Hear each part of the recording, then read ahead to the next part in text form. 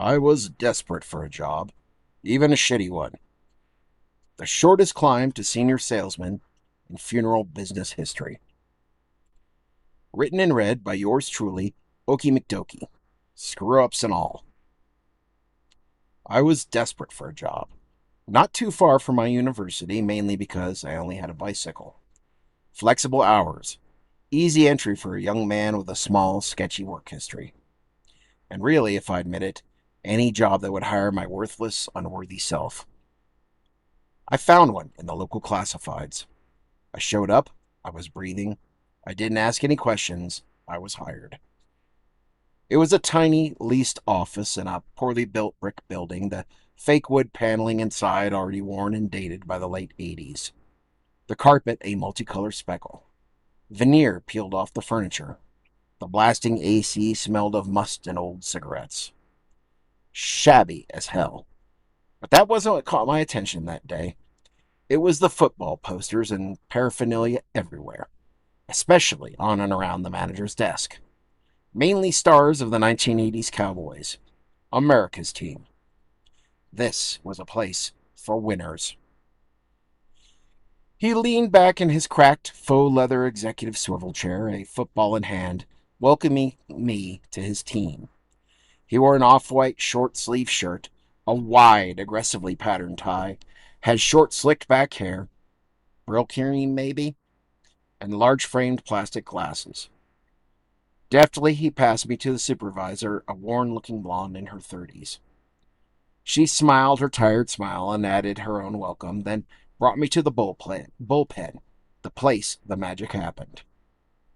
Around me, other college students, or around that age, not many, 5 or 6, each one at a rickety second-hand desk, sitting in a folding chair, stacks of photocopies in front of them, a pen, a legal pad, and a telephone.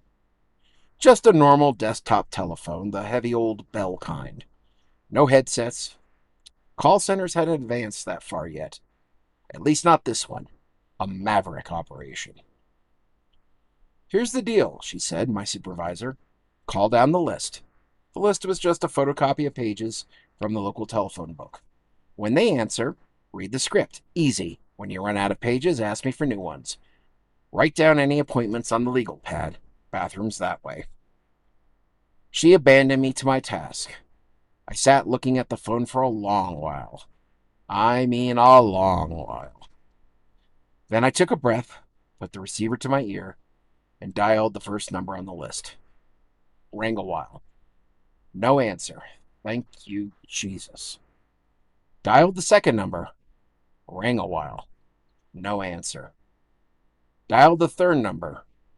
Rang a while. No. Oh, shit. Hello, said the woman on the other end. Hi, am I speaking with Evelyn Caudry? Yes, this is she. Hi, I'm, John from, Moore & Sons Funeral Parlor. Have you considered pre-need planning? Pre-need what? Pre-need planning. Funerals happen unexpectedly, burdening your family with hard decisions and high expenses in their time of grief. Pre-need planning lets you arrange everything ahead of time, making it far easier on your loved ones and lessening their financial strain. Wait, what are you selling exactly? A pre-need planning, ma'am.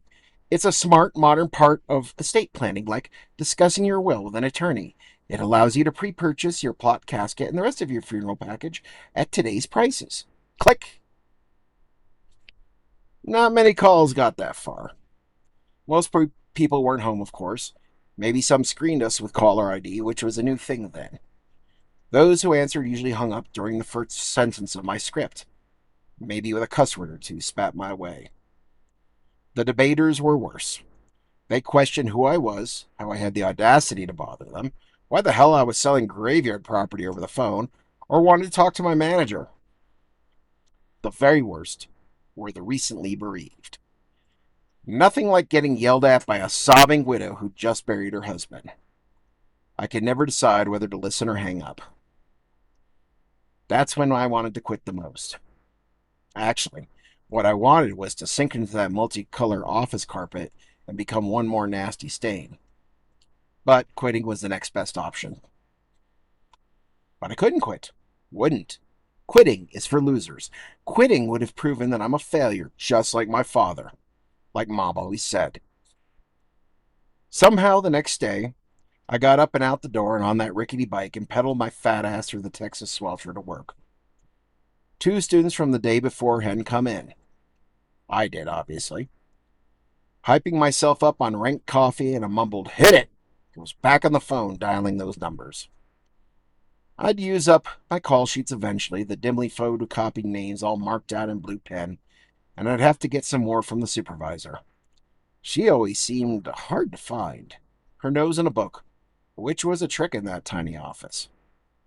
I saw the manager even less. Then, looking bewildered, she'd grab her phone book, randomly open up to a ruffled page and copy off some more, then go back to whatever she was reading. Didn't seem to be a method to her madness, which explains why I'd end up calling folks who'd heard from us before, usually in the last week or two. "Why the hell are you people calling again? Take me off your list." "Sorry, sir, there is no list," I wanted to say, but didn't. For all I knew, he'd get another call on Tuesday.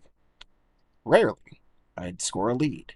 I'd pass along the prospect's contact information and preferred times and dates.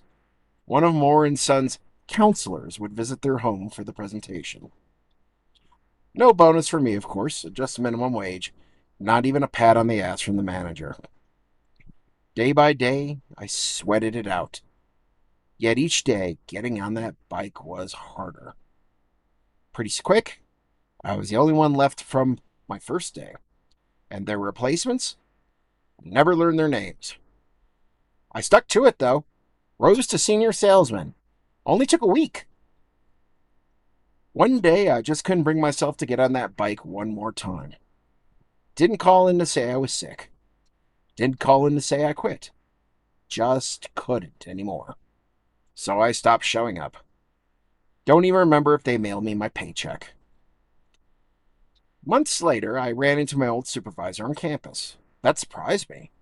I thought she was a career woman. Hadn't a clue that she was a student as well. "That place was crazy," she laughed, shaking her head. "What a shitty job." If you liked this, tip me on ko-fi.com/Oakie McDoakie or follow me on Substack in the socials. Just go to oakiemcdoakie.com. Until next time, don't let the bastards wear you down.